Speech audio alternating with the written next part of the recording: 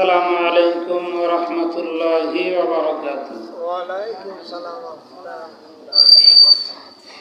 ভালো আছেন সবাই? আলহামদুলিল্লাহ। আলহামদুলিল্লাহ, আল্লাহর রহমতে আমি অনেক ভালো আছি। কনকনা শীতের ভিতরে আল্লাহ পাক আমাদেরকে একত্রিত হয়ে বসার তৌফিক দিয়েছেন, এটা আল্লাহর বিশাল বড় নিয়ামত। এই জন্য নিয়ামতের শুকরিয়া স্বরূপ আমরা সবাই বলি আলহামদুলিল্লাহ। আলহামদুলিল্লাহ। হাদিসের ভিতরে এসেছে, বান্দা যখন কোরআন হাদিসের আলোচনা বলে এবং শোনে, এত দাম যে এক একটা কথা বলে এবং শোনার দ্বারা এক এক বছর নফল ইবাদতের সওয়াব আল্লাহ আল্লামা দান করে দেন। সুবহানাল্লাহ। এতক্ষণ অনেক আলোচনা হয়েছে, আমরা শুনছি, তাহলে কত সওয়াব হয়েছে? বলো যে এত সওয়াব হয়েছে যেটা আমরা গণনা করে শেষ করতে পারবো না। এখন মনে ইচ্ছা জাগতে পারে যে এত সওয়াব হইলে এত সওয়াবটা করবো কি? যে যার যত সওয়াব বেশি হবে, দুনিয়ার ভিতরে দেখবেন যার একতলা বাড়ি আছে সে চিন্তা করে যদি আমি দোতলার মালিক হইতে পারতাম। যার দোতলা আছে সে চিন্তা করে যদি আমার তিনতলা বাড়ি থাকতো। যার বাড়ি একটা আছে সে চিন্তা করে বাড়ি যদি আমার দুইটা হইতো। যার যত আছে তার তত চাহিদা থাইকেই যায়। তদ্রুপ জান্নাতের ভিতরেও যার যত সুন্দর জান্নাত হবে, সে তার চাইতে আরো সুন্দর জান্নাতের দিকে তাকাইয়া সে আফসোস করবে। কোন সুবহানাল্লাহ।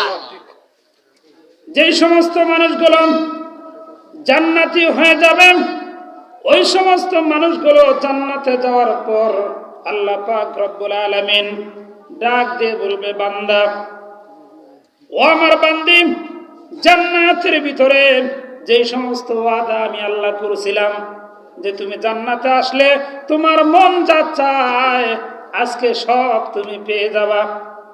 তার কারণ দুনিয়ার ভিতরে তুমি রবচাই জিন্দেগি চালাইছ, তার মানে মন যা চায় সেইভাবে তুমি চলো নাই, আমি আল্লাহর হুকুম মতে চলছ, যার কারণে আজকে তোমার আর রবচাই জিন্দেগি চালাইতে হবে না। তোমার মন যা চায় তুমি সব পেয়ে যাবা। সব পাইছনি। এবার জান্নাতীরা বলবে, আল্লাহ সব পেয়ে গেছি। আমার আপনার নবী, বিশ্ব নবী ডাক দিয়ে বলবে, আল্লাহ এখনো তো একটা জিনিস বাকি আছে। বলে, সেটা কোন জিনিস বাকি আছে? কেউ বলতে পারবে না। আমার আপনার নবী রহমাতুল লিল আলামিন, দয়ার নবী, মায়ের নবী ডাক দিয়ে বলবে, আল্লাহ গো, দুনিয়ার ভিতরে 50 বছর 60 বছর হায়াতের জিন্দেগি একমাত্র তুমি আল্লাহকে রাজি খুশি করার জন্য ইবাদত করে বান্দাগুলো জান্নাতি হয়ে গেল, কিন্তু যার ইবাদত করলো ওই আল্লাহকে তো আজও পর্যন্ত তারা দেখে নাই। আল্লাহ পাক রব্বুল আলামিন নবীর কথা শুনে বলবে, নবী গো, তাহলে এটাই যদি আশা হয়ে থাকে, তোমরা তাকাইয়া দেখো, আমি আল্লাহ তোমাদের সাথে দেখা করব। পূর্ণিমার রাত্রে যখন চাঁদ ওঠে, তখন লক্ষ লক্ষ মানুষ একত্রিত হইয়াও যদি চাঁদের দিকে তাকায় থাকে, দেখতে কোনো বিরাবিরু হয় না, কষ্ট হয় না। আল্লাহ রসুল বলেন, আল্লাহ যখন জান্নাতি বান্দাদের সামনে দেখা দিবেন, তখন মানুষগুলো এত সুন্দর ভাবে দেখবে যে কোনো বিরাবিরি হবে না, আর এত সুন্দর নজরে তারা তাকায় থাকবে যে এক নজরে 1,00,000 বছর পার হয়ে যাবে। সুবহানাল্লাহ। জান্নাতের ভিতরে এরকম একটা মজলিস হবে, ওই মজলিসের ভিতরে প্রধান অতিথি থাকবে আমার আপনার নবী, বিশ্ব নবীকে বানানো হবে। তারপরে প্রধান আকর্ষণ থাকবে হযরতে দাউদ আলাইহিস সালামকে বানানো হবে, আর সভাপতিত্ব করবেন স্বয়ং আল্লাহ নিজেই। মারহাবা। ওই জান্নাতে আলোচনার মাহফিলের ভিতরে বলা হবে, দাউদ তুমি তেলাওয়াত করো।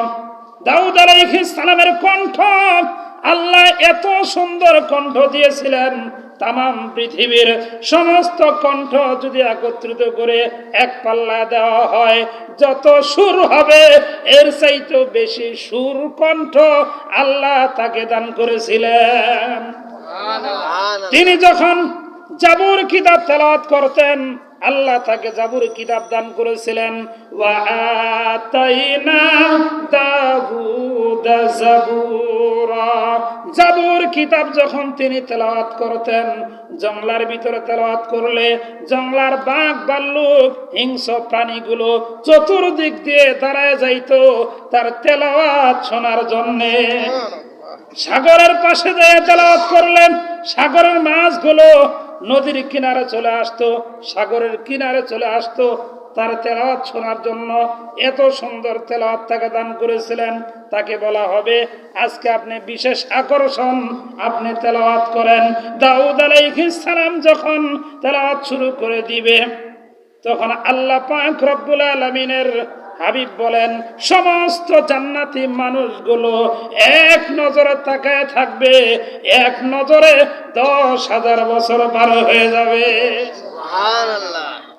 এরপরে আমার আপনার নবীকে বলা হবে নবী আপনি তেলাওয়াত করেন। নবী যে তখন কোরআনের কলিজা, যেটাকে বলা হয় সূরা ইয়াসিন, একবার যদি কোনো বান্দা বান্দি সূরা ইয়াসিন তেলাওয়াত করে 10 বার গোটা কোরআন শরীফ খতম করলে যত সওয়াব হয় অত সওয়াব আল্লাহ তার আমলনামায় দান করে দেন। সেই সূরা নবীজি তেলাওয়াত করতে থাকবে, ইয়াসিন, আল্লাহু আকবার, ওয়াল কুরআনিল হাকীম, আল্লাহু আকবার, ইন্নাকা লামিনাল মুরসালিন।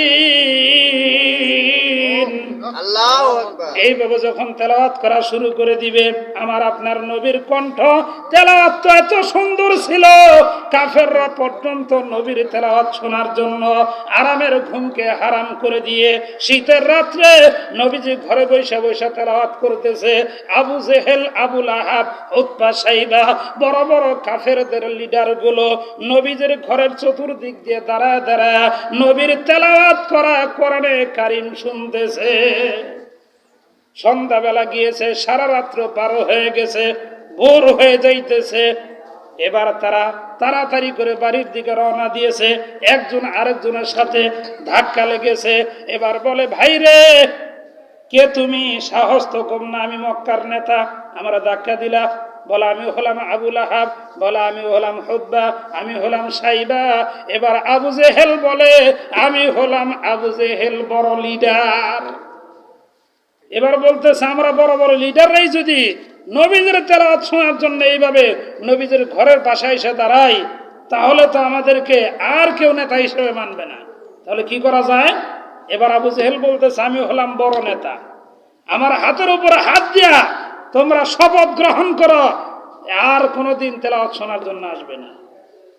কিন্তু তাই কি থাকা যায়? কোরআন তো মধুর, কোন সুবহানাল্লাহ। সুবহানাল্লাহ। ছোট্ট থেকে নিয়ে পর্যন্ত প্রতিদিন প্রত্যেকটা রাকাতেই আলহামদুলিল্লাহ সূরা আমরা তেলাওয়াত করি, সূরা ফাতিহা, কিন্তু একদিনও তো মনে হয় না প্রতিদিন পড়ি আজকে নতুন আরেকটা সূরা দিয়া শুরু করি। তার কারণ কি? তার কারণ হলো জান্নাতি মজা আল্লাহ কোরআনের ভিতরে দান করে দিয়েছে। সুবহানাল্লাহ। জান্নাতের ভিতরে যখন মানুষগুলো জান্নাতি হবে, সর্বনিম্ন যখন খানা পরিবেশন করবে, প্রথমে মাছের কলিজা ভুনা আর হলো রুটি যখন হাজির করা হবে, তখন দেখা যাবে একটা প্লেট হাজির করবে না, একটা জান্নাতীর সামনে কমপক্ষে 70টা প্লেট আল্লাহ হাজির করে দিবে। সুবহানাল্লাহ। সে বিসমিল্লাহ বলে যখন একটা প্লেটের ভিতরে হাত দিবে, মুখে লাগাবে, তার কাছে মনে হবে এত স্বাদ আল্লাহ ওই খানার ভিতর দিয়েছেন। তামাম পৃথিবীর সমস্ত স্বাদ যদি একত্রিত করা হয়, যত মজা হবে এর চাইতে বেশি মজা লাগতেছে। ওই প্লেট সে মজায় মজায় শেষ করবে। এরপরে মনে মনে ভাববে, দেখি পরের প্লেটটা কেমন লাগে। পরের প্লেটটা যখন বিসমিল্লাহ বলে মুখে দিবে, দেখবে ওই প্লেটের চাইতে আরো দ্বিগুণ মজা লাগতেছে। সুবহানাল্লাহ। এবার তৃতীয় প্লেট যখন হাত দিবে তখন মুখে দেওয়ার সঙ্গে সঙ্গে সে অনুভব করবে যে এটা তো এমন মজা, ওই তিনটার মজা একখানা করলে যত হবে তার চাইতেও দ্বিগুণ কন্যার হাওয়া। এজন্য জান্নাতি মজা হলো কোরআন তেলাওয়াত। এই জান্নাতি মজা এত মজা যে যতই তেলাওয়াত করা হয় এই মজা আর শেষ হয় না, মজা খালি বাড়তেই থাকে। যার কারণে দেখবেন যারা কোরআন পড়ে প্রতিদিন এক খতম শেষ হয় আবার নতুন করে খতম শুরু করে, যারা বলেন ঠিক কি না? তার মানে মজা লাগতেছে। আল্লাহ পাক রব্বুল আলামিন এই জান্নাতের মজা এত মজা, বিশ্বনবী যখন সূরা ইয়াসিন তেলাওয়াত করা শুরু করে দিবে 10,000 বছর নয় 10 লক্ষ বছর পর্যন্ত মানুষ এক ধ্যানে তাকায় থাকবে কন্যার হাওয়া। এরপরে মজলিসের ভিতরে আহকামুল হাকিমিন, যিনি তামাম পৃথিবীর মালিক, আমার আপনার রব, আমার আপনার রবের নাম কি? আল্লাহু আকবার। আল্লাহ যখন তেলাওয়াত শুরু করে দিবে আর রহমান, আল্লাহু আকবার। আল্লামাল কুরআন, আল্লাহু আকবার। খলাকাল ইনসান। আল্লাহু আকবার। এইভাবে যখন আল্লাহ তেলাওয়াত শুরু করবে তখন আল্লাহ বলবে আর রহমান, বলবে না, বলবে আনার রহমান, মানে আমি রহমান। এইভাবে যখন আল্লাহ তেলাওয়াত শুরু করে দিবে 10 লক্ষ বছর নয় 10 কোটি বছর পর্যন্ত মানুষগুলো তেলাওয়াত শুনেই বেহুশ হয়ে যাবে। সুবহানাল্লাহ। আল্লাহ তখন ডাক দিবে, বান্দা ওঠো।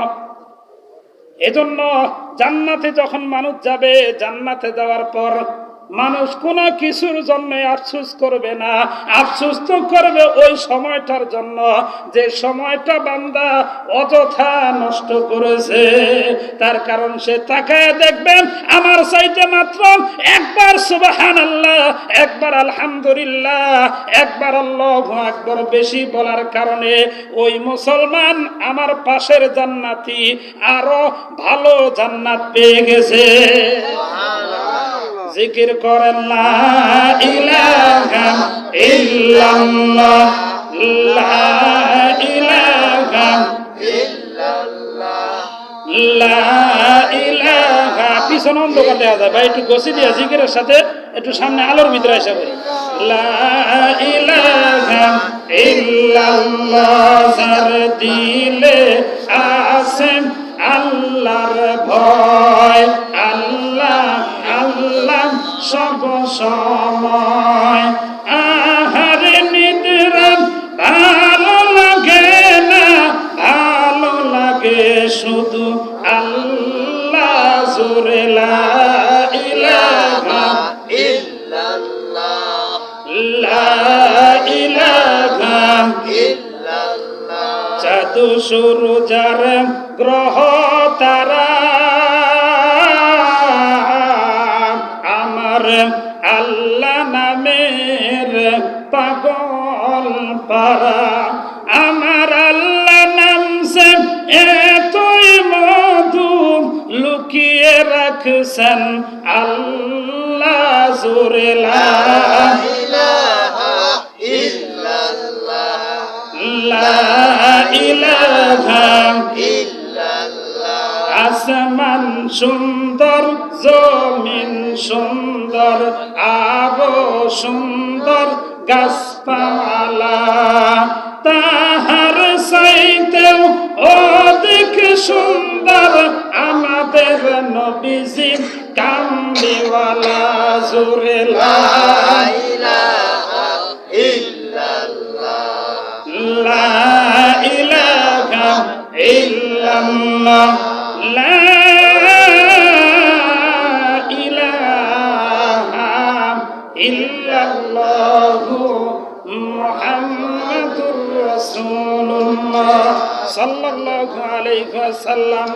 আমার আপনার বাবা মা যাদের মারা গেছে, আত্মীয় স্বজন যারা কবরে চলে গেছে, তারা কবর থেকে অনেক খুশি হইতেছে আর বলতেছে আমার ছেলে আমার পরিবার পরিজন, আমার আত্মীয় স্বজন রাত্র গভীর হয়ে গেছে, কোরআনের আলোচনা শুনতেছে, তারা আমাদের জন্য রুহের মাগফিরাতের জন্য দোয়া করবে।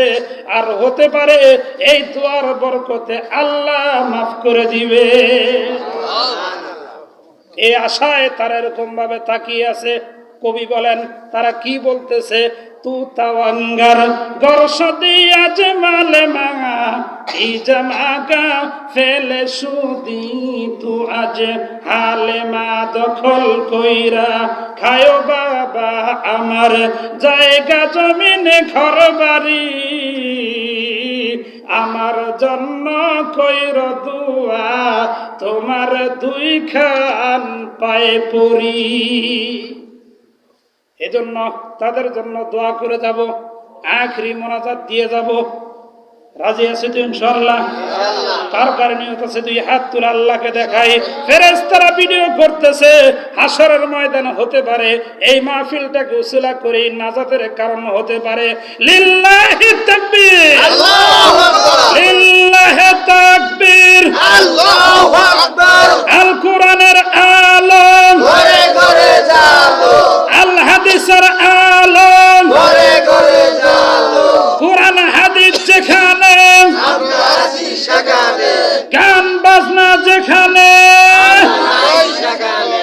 লিল্লাহি তাকবীর। আল্লাহু আকবার। আল্লাহ কবুল করেন, জোরে বলেন আমিন।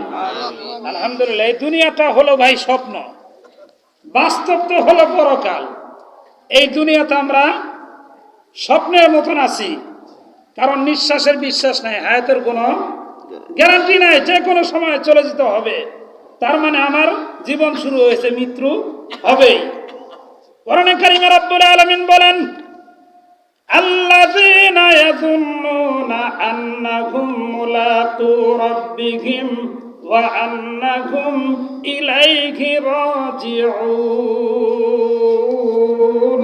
আল্লাহু আকবার। ও দুনিয়ার মানুষেরা, মরণ থেকে পলায়ন করিয়া যেখানেই লুকাও না কেন, মৃত্যু তোমার সামনে মোলাকাত করবে।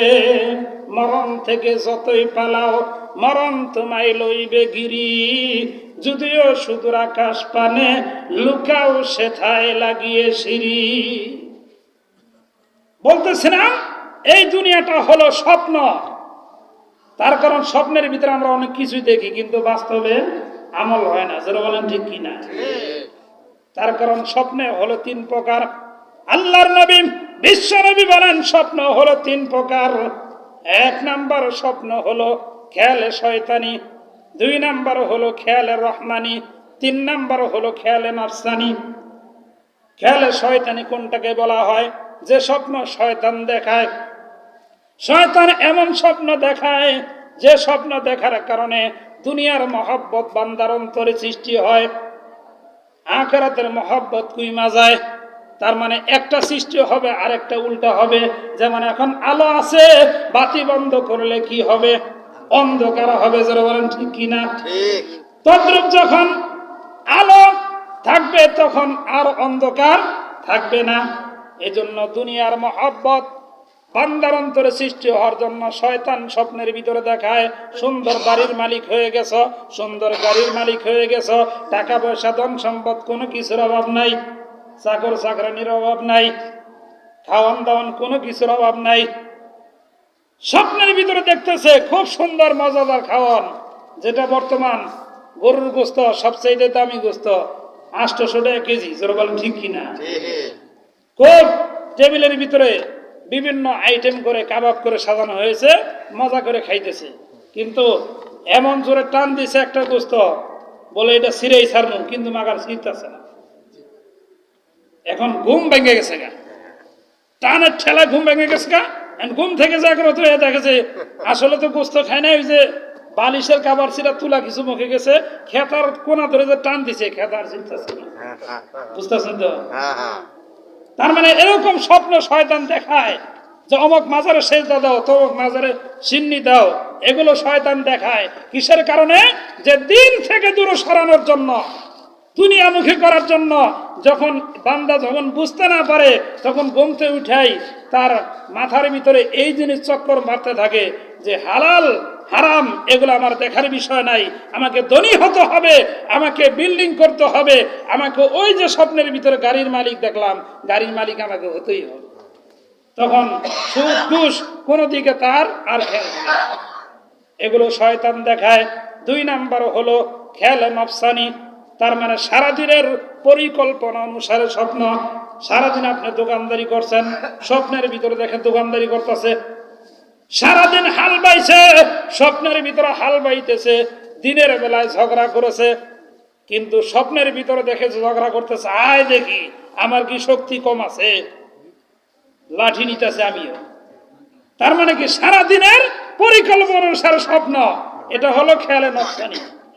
আল্লাহর নবী বলেন 3 নাম্বার স্বপ্ন হলো আল্লাহর তরফ থেকে আসে খেয়ালে রহমানি, যেই স্বপ্ন দেখার পর দুনিয়ামুখী বান্দাগুলো আল্লাহমুখী হয়ে যায়, ডাকাত পর্যন্ত আল্লাহর ওলিতে পরিণত হয়ে যায়। সুবহানাল্লাহ। নিজামুদ্দিন আউলিয়া নাম আমরা সবাই শুনছি, বলেন ঠিক কিনা? তিনি তার প্রথম জীবনে বড় ডাকাত ছিল। তার একটা কন্যা সন্তান ছোট্টবেলায় মারা গেল।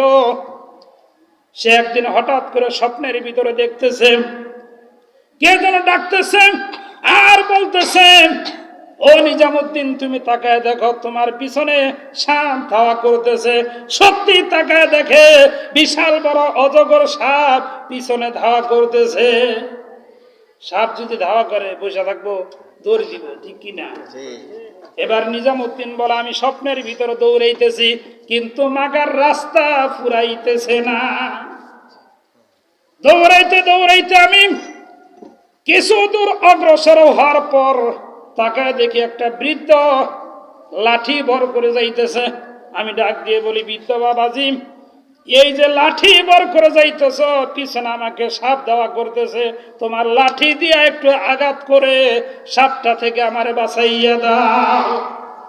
বৃদ্ধ ডাক দিয়ে বলে, বাবা রে, আমার গায়ে তেমন শক্তি নাই, সাপের সঙ্গে আমি লড়াই করব, তবে আমি তোমাকে পরামর্শ দেই, আর একটু সামনে যাওয়ার পরেই দেখবে একটা পাহাড় দেখা যায়, ওই পাহাড়ে যাইয়া যদি তুমি সাহায্য চাইতে পারো তাহলে ওইখান থেকে তুমি সাহায্য পাইতে পারো। এবার সাহায্যের আশায় নিজামুদ্দিন স্বপ্নের ভিতরে আরো জোরে দৌড় দিছে।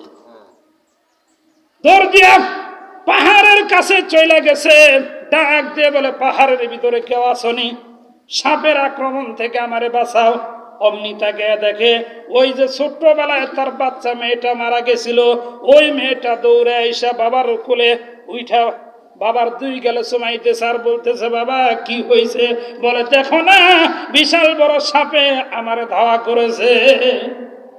বলে, বাবা ওটা তো সাপ না, ওটা হলো তোমার গুনাহ, তোমার গুনাহের কারণে জাহান্নামের দিকে তুমি দৌড়ে যাইতেছ, শয়তান তোমাকে দৌড়ে নিয়ে যাইতেছে। আর ওই যে বৃদ্ধ লোকটা দেখলা, ওটা কোনো বৃদ্ধ মানুষ না, ওইটা হলো তোমার নেক আমল। তোমার বদামল সাপের সুরত দইরা এত শক্তিশালী হইছে, তোমার দৌড়াইয়া জাহান্নামের দিকে নিয়ে যাইতেছে। আর তোমার নেক আমল এতই দুর্বল, এতই কমজোর, যার কারণে ওই বৃদ্ধটা হলো তোমার নেক আমল, তোমাকে বাঁচাইতে সাহস করতেছে না। বাবাগণ, এখনো কি সময় হয় নাই ডাকাতগিরি ছাইরা, দুনিয়ার মহব্বত ছাইরা আল্লাহর প্রেমে ডুব দেওয়ার? এখনো কি সময় হয় নাই বদামল ছাইরা নেকামল ধরা? নিজামুদ্দিন আউলিয়া যখন ঘুমে থেকে উঠলো, ছিল নিজামুদ্দিন ডাকাত, ঘুম থেকে উঠিয়া এমন তওবা করে নেকামল শুরু করে দিল, পরবর্তীতে জমানার ভিতরে সবচাইতে বড় আল্লাহর ওলির খাতায় নাম উঠে গেল। সুবহানাল্লাহ ওয়ালহামদুলিল্লাহ লা ইলাহা ইল্লাল্লাহ লা ইলাহা ইল্লাল্লাহ লা ইলাহা ইল্লাল্লাহ লা ইলাহা ইল্লাল্লাহ। বহু দূরে মদিনা কেমনে যাব জানি না, দয়া করে দয়ার আল্লাহ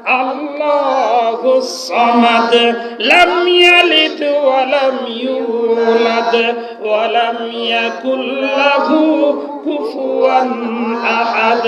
এই ছোট্ট সূরার ভিতরে আল্লাহ তার নিজের পরিচয় তুইলা ধরেছেন। কোন মারহাবা।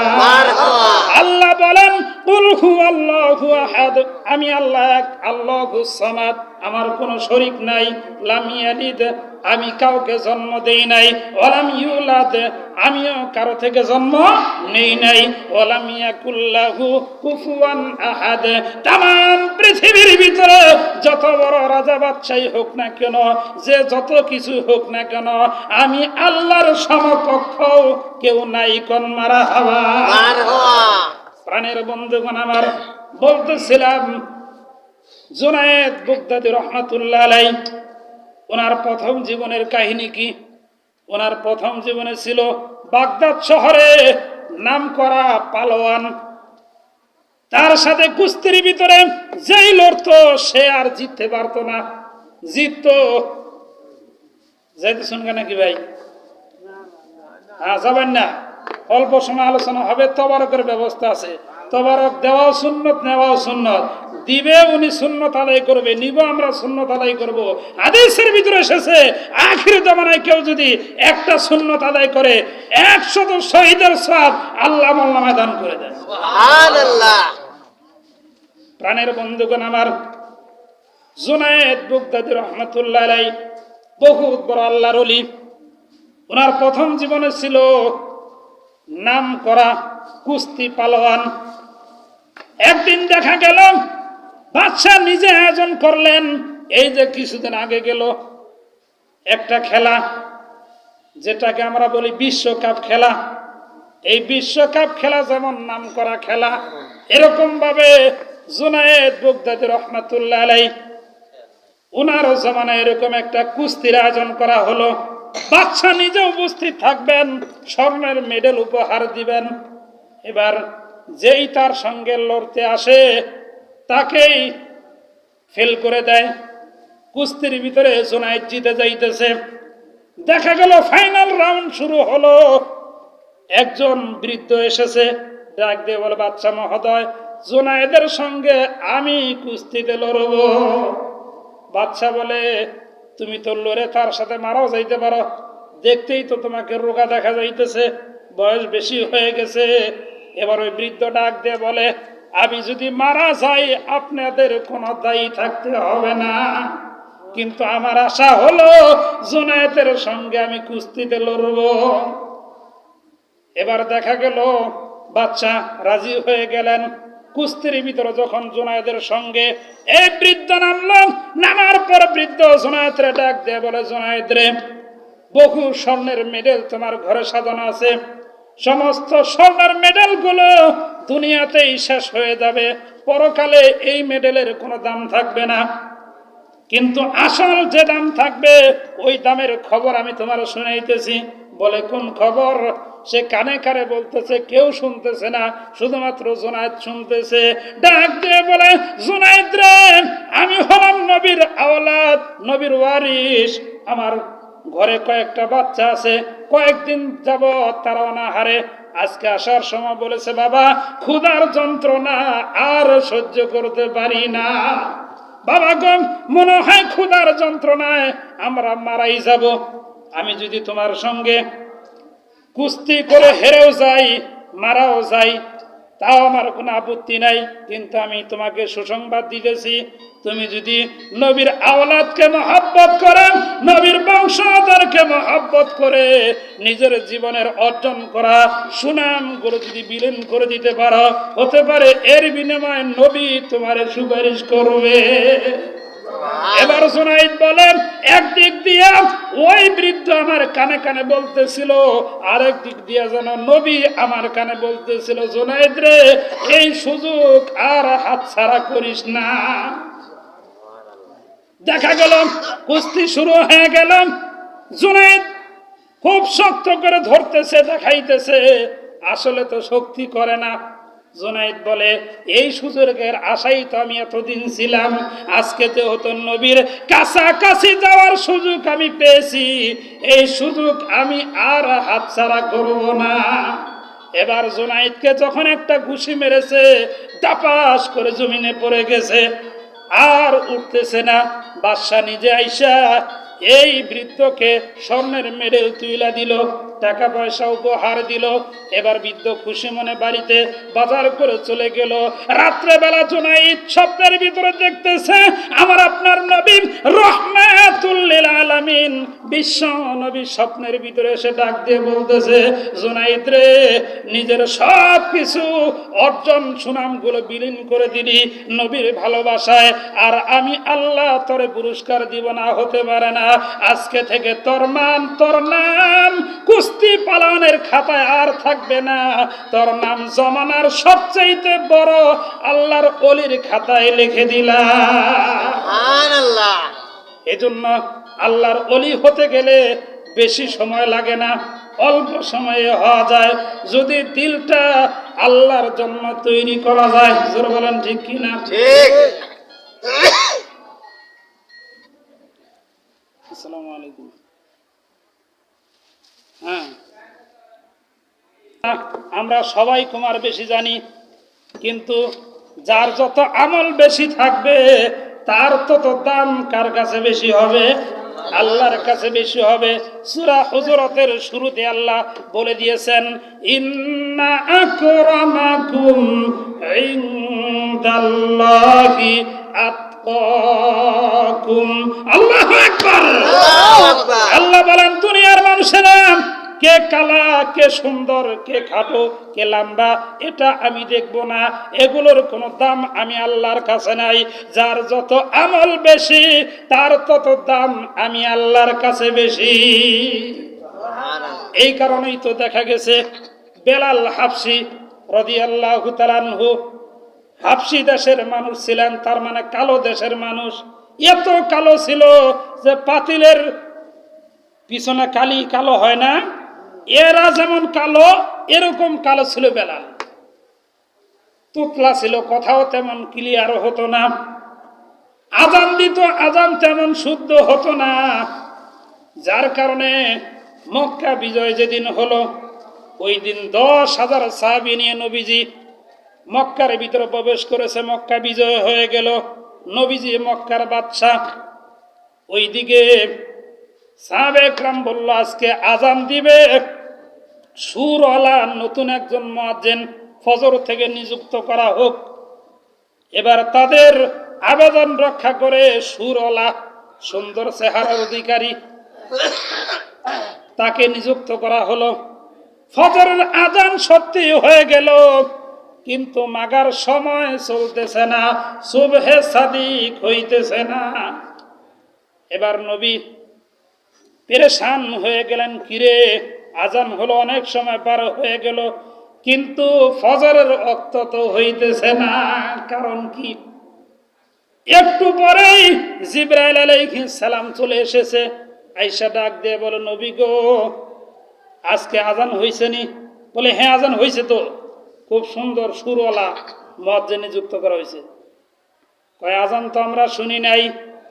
বেলাল যখন আজান দেয় সপ্তম আসমানের উপর থেকে আমরা ফেরেশতারা ওই আজানের জবাব দেই, কিন্তু আজকে আজান হয়েছে আমরা শুনি নাই। আর আল্লাহ জানিয়ে দিয়েছে, নবী গো, বেলাল যতক্ষণ পর্যন্ত আজান না দিবে সুবহে সাদিক হবে না, সময়ও চলবে না। নবী বলে, বেলাল রে, কোথায় গেলি? কেউ পছন্দ না করতে পারে, আল্লাহ তোরে পছন্দ করেছে, তুই তাড়াতাড়ি আজান দে, না হলে সময় আর চলবে না। বেলাল আজান দিল, একটু পরেই সুবহে সাদিক হয়ে গেল। তার মানে বেলালের চেহারা সুরত আল্লাহ দেখে নাই, আল্লাহ দেখছে বেলালের অন্তরটা, যে অন্তর দিয়ে সে আল্লাহর জন্য মানুষকে ডাকছে। জোরে বলেন ঠিক কিনা? এই যে আমরা ডাকতেছি, বয়ান করতেছি, ওয়াজ মাহফিলের মাধ্যমে মানুষকে ডাকে, পীর সাহেবরা খানকার মাধ্যমে মানুষকে ডাকে, মারেফতের তালিম দেয়, তারপরে মুয়াজ্জিন আজানের মাধ্যমে ডাকে, ইমাম সাহেব প্রতি শুক্রবারে মানুষকে দিনের দিকে ডাকে, এগুলো সব হলো এক কাতারের। তার মানে যারাই মানুষকে আল্লাহর দিকে ডাকবে এরাই হলো আল্লাহর কাছে সবচাইতে দামি উত্তম মানুষ। কোন সুবহানাল্লাহ। এজন্য আমল করব, ছোট ছোট আমল করব, বড় বড় সব আল্লাহ দিবে। কোন সুবহানাল্লাহ। এক সাহাবী বলতেছে, হুজুর গো, ছোট ছোট কিছু আমল আমার শিখিয়ে দেন। নবীজি বললেন যে তুমি 33 বার সুবহানাল্লাহ পড়ো, 33 বার আলহামদুলিল্লাহ পড়ো, 34 বার আল্লাহু আকবার পড়ো। এই যে আল্লাহু আকবার বললা, সুবহানাল্লাহ বললা, এখানে যতগুলো অক্ষর আছে প্রত্যেকটা অক্ষরের বিনিময়ে 10টা করে নাকি আল্লাহ দিবে। সুবহানাল্লাহ। তাহলে দেখা গেছে তুমি যদি সারাদিনে এগুলো পড়ো, 100 বারও যদি পড়ো, যে সবগুলো হবে 100 10 গুণ দিলে 1000, ঠিক কিনা? 1000 হয়ে গেল। তাহলে তোমার আমল নামায় দেখা যাবে তুমি সারাদিনে 1000 গুণা তোমার হয় নাই।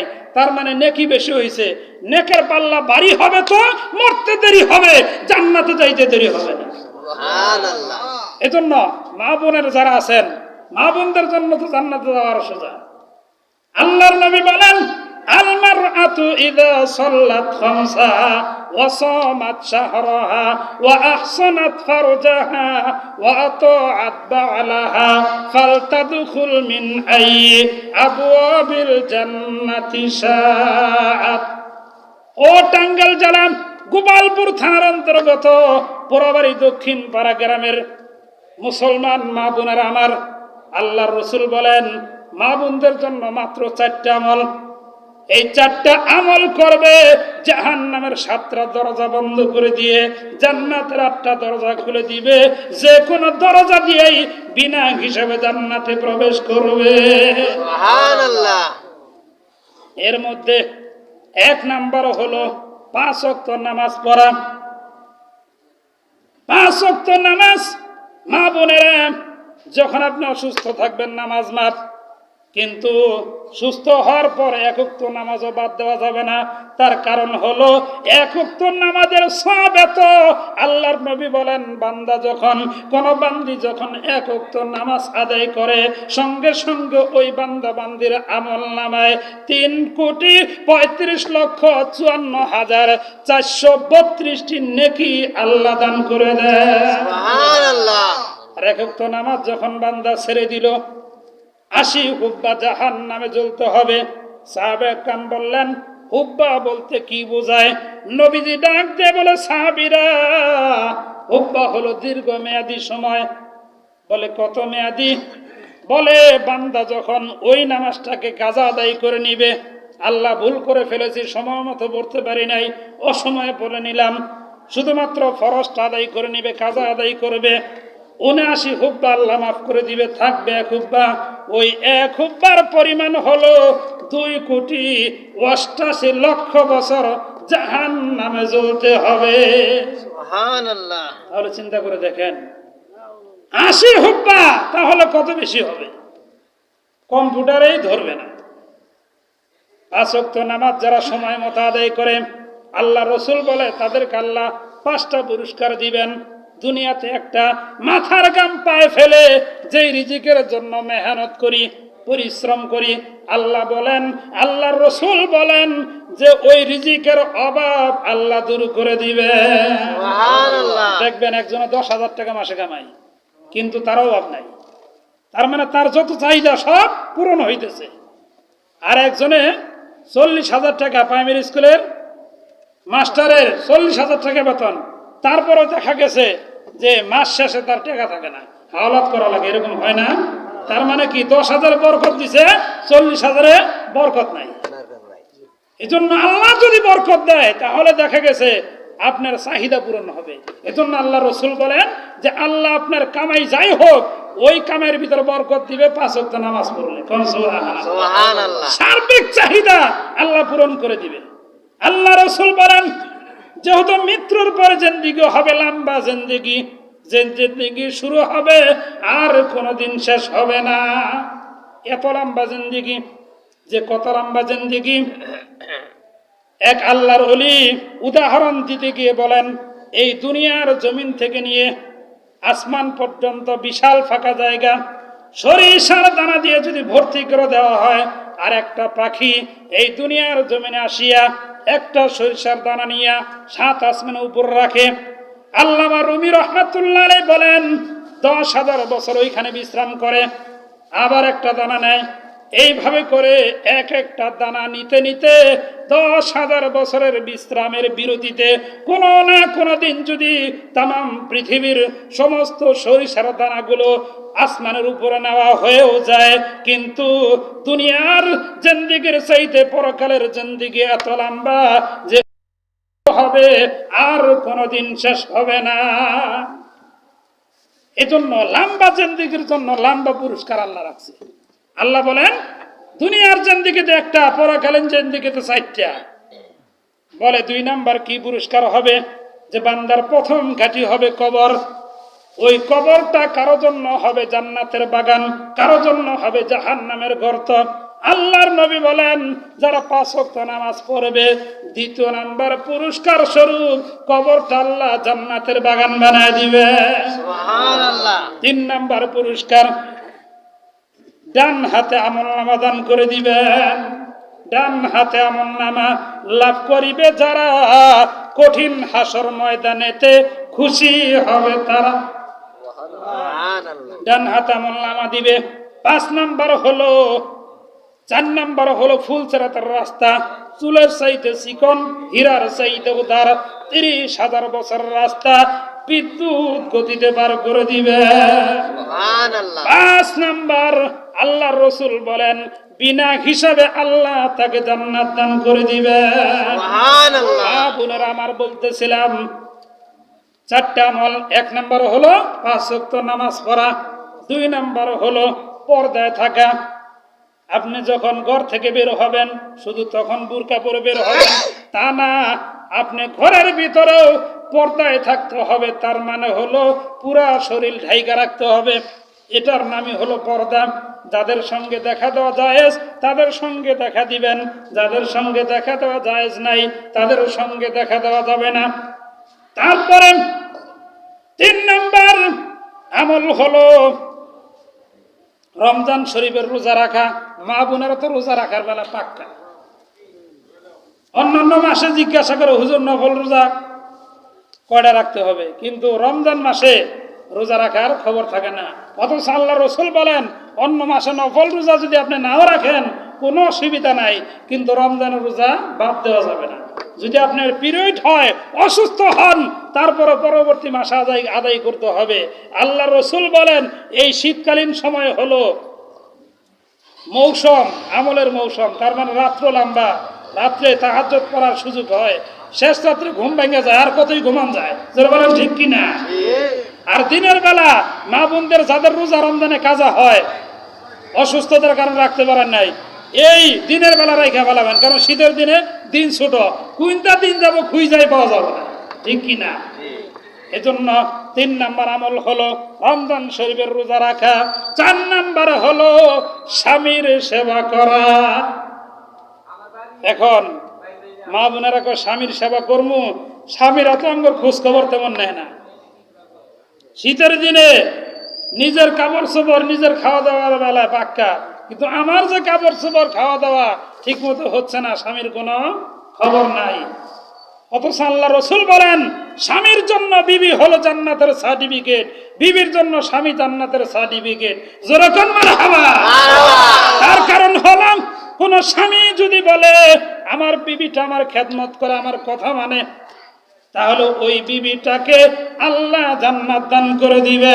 সুবহানাল্লাহ। বিবি সম্পর্কেও যদি স্বামী বলে, স্বামী সম্পর্কেও বিবি বলে আমার স্বামীটা অনেক ভালো, আমার সঙ্গে ভালো ব্যবহার করে, কথায় কথায় মারধর করে না, বাপের বাড়ি থেকে টাকা আনার জন্য যৌতুক আনার জন্য চাপ দেয় না। এমন পুরুষ আছে না সমাজে, যৌতুকের নিকে মারধর করে, যৌতুক দেয় না দেখে কয়ে তোর আরাম করবে রূপার দিতেছি না। হ্যাঁ দেখছেন কি একবারে বয়ান তালাক সহ বলে দেয়। অথচ আল্লাহ রসুল বলেন যে দুইটা কাজ হলো ইসলামের ভিতরে জায়েজ কিন্তু নিকৃষ্ট, একবারে নিচের, সেটা হলো এক নম্বর হলো ভিক্ষা করা। কিন্তু এই এক নম্বর ভিক্ষা করাটা অনেকে ফ্যাশনে পরিণত হয়েছে, ভিক্ষা করে সুদি না খায়, ঠিক কিনা? ঠিক। ভিক্ষা কইরা তার পেশা হয়ে গেছে গা। দেখা গেছে যে দিনে 500 টাকা ইনকাম, ওর খরচ হয় 100 টাকা, বাকি 400 টাকা কি করবো? কয়ে ভাই থুয়ে দিলে পারবো না, সুদি না খায়, সুদি না খাইলে বরকত হবো। নাউজুবিল্লাহ। অথচ যে জিনিসটা নিকৃষ্টতম এইটার ভিতরেই শয়তান মজা ধরাই দিচ্ছে, দেখ কি মজা। কিন্তু মজা তো টের বাবা মরার পরে, গুর্জ যখন মারবো, অন্ধ আর ঠসা ফেরেস্তা, বুঝতেছেন তো? অন্ধ ফেরেস্তার হাতে গুর্জ দিব, মার গুর্জ 70 হাত মাটির নিচে চলে যাবে। কন্যা আল্লাহ আমাদেরকে বাঁচায় দেন, বলেন আমিন। আবার ঠসা ফেরেস্তা হয়তো হুনতেছে না, যে কান্দিতেছে, ওই টাইনা তুলবো, আবার গুর্জ মারবো, এইভাবে করে শাস্তি হইতেই থাকবে। 5 ওয়াক্ত নামাজ যারা ঠিক মতো পড়ে না, হাদিসের ভিতরে আসছে, পা থেকে নিয়ে মাথা পর্যন্ত সাপ পেঁচায় কপালের মধ্যে খালি ঠোকর দিব, দংশন করব। আর বিষের যন্ত্রণা এত হবে যে ওই বীজ যদি দুনিয়ার জমিনে ফালাইতো, তাম পৃথিবীর ভিতরে কোনো গাছপালা তরুলতা জন্ম নিত না। বলে ওই সাপ দংশন করবে আর বলতে থাকবে, ফজর না পড়ার কারণে জহুর পর্যন্ত দংশন করব, জহুর না পড়ার কারণে আসর পর্যন্ত, আসর না পড়ার কারণে মাগরিব পর্যন্ত, মাগরিব না পড়ার কারণে এশা পর্যন্ত, এশা না পড়ার কারণে সারা রাত্র, এইভাবে করে তোমাকে ঠুকর দিতেই থাকবো। আল্লাহ আমাদেরকে হেফাজত করেন, আল্লাহ আমাদেরকে এই আযাব থেকে মুক্তি দেন, বলেন আমিন। বাড়ির মাহফিল আসলে 11টার বেশি যায় না, তারপর 11:30টার উপরে গেছে গা। এই জন্য আমরা 5 ওয়াক্ত নামাজ পড়বো, আল্লাহর হুকুম রসুলের তরিক অনুসারে জীবন পরিচালনা করে আল্লাহর ওলির কাতারে যাতে আমাদের নাম তুলতে পারি, সেই তৌফিক আল্লাহ আমাদেরকে দান করেন, বলেন আমিন। হয় না? আরো জোরে বলেন আমিন। আরো জোরে সুরে আওয়াজ দিয়ে বলেন আমিন। খিচুড়ি হয়েছে কি? হ্যাঁ, রেডি হয়ে গেছে না? তাহলে দোয়ার দিকে যাইগা। আমাদের পূর্বপুরুষ আমাদের এদিকে তাকায় আছে, তাদের রূহের মাগফিরাত, কবর জিয়ারতের নিয়তে আগে আমরা একবার আলহামদুলিল্লাহ সূরা 3 বার কুল সূরা। বিসমিল্লাহির রহমানির রহিম, আলহামদুলিল্লাহি রাব্বিল আলামিন, আর রহমানির রহিম, মালিকি ইয়াউমিদ্দিন, ইয়াকা না'বুদু ওয়া ইয়াকা নাস্তাঈন, ইহদিনাস সিরাতাল মুস্তাকিম, সিরাতাল লাযীনা আন'আমতা আলাইহিম গায়রিল মাগদুবি আলাইহিম ওয়ালাদ-দাল্লিন। آمين. بسم الله الرحمن الرحيم. قل هو الله أحد الله الصمد لم يلد ولم يولد ولم يكن له كفوا أحد. بسم الله.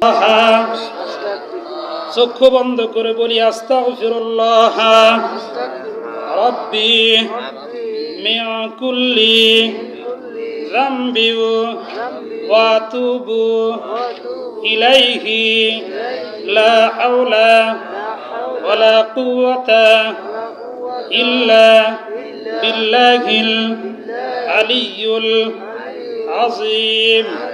হে আল্লাহ, ডাক দেন, হে আল্লাহ, হে আল্লাহ, আমি আমার জীবনে যৌবনে জানা অজানা শিরকি বেদাতি ইচ্ছাকৃত অনিচ্ছাকৃত দিনে রাত্রে গোপনে প্রকাশ্যে জিনা ব্যভিচার অন্যায় অত্যাচার যত ধরনের গুনাহ করেছি, সমস্ত গুনাহ হইতে তোমার নিকট তওবা করিলাম।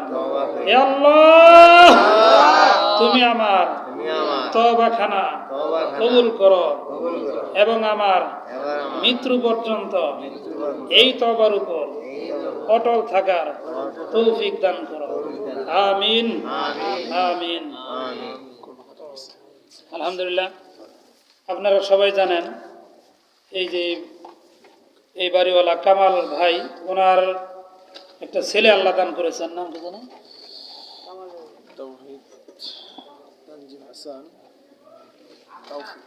তানজিম হাসান তাওফিক।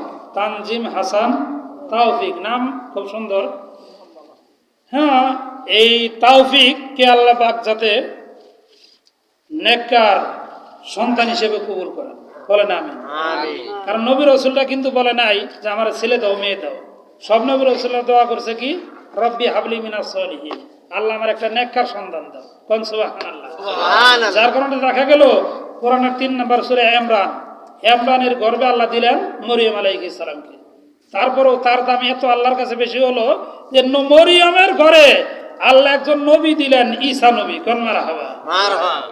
এই জন্য সন্তান ইব্রাহিম আলাইহিস সালামের সন্তান হইতেছিল না, দোয়া করতেছিল আল্লাহ আমার একটা নেক সন্তান দাও, ছেলে মেয়ে বলে নাই, তখন ইসমাইলকে আল্লাহ দিলেন নবী, কোন মারহাবা।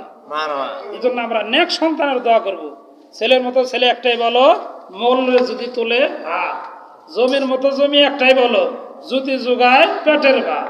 জমি আপনার 90 ভাগই আছে, যমুনা নদীর মাঝখানে, কাম হবো? এই ভালো ছড়ায় যদি এক পাখি থাকে সারা বছরের কামে যাবে, ঠিক কিনা? এই জন্য আমরা দোয়া করবো তাওফিকের জন্য, নিজেদের জন্য, নিজেদের পূর্বপুরুষ যারা মারা গেছে তাদের জন্য। আল্লাহুম্মা আমিন। খালিকু মালিকু আল্লাহ, পাক পরওয়ার, বান্দাকে দিয়াছ তুমি দুয়ার অধিকার। হাত বাড়াইলাম ও গো মাওলা তোমারি পাক দরবারে, গুনাহ মাফ করো মাওলা ইতিম নবীর খাতিরে।